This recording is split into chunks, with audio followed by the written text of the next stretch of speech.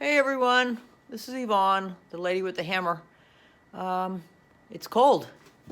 My workshop is not insulated, and yeah, today's gonna be day one of insulation. So I've cleared off one tiny little spot, but I have to do the whole workshop. There's my new heater. Of course, I have projects in here going.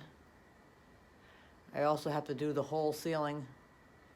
So R30 on the ceiling, R15 on the walls. I'm gonna use foam board insulation and the proper adhesive to go with it. Let me turn this around. All right, this is what I got done so far. The walls are all done. Move my workbench. My heater is, well, you can barely see it, it's back up here.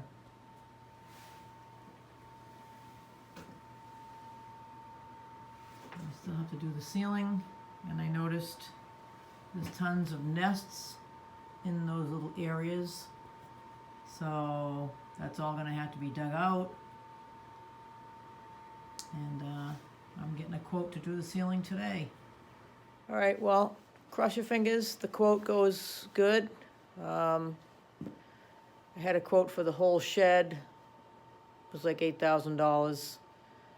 I've done the whole bottom now, so let's see what it takes to get the top finished. I just don't have it in me to do all that.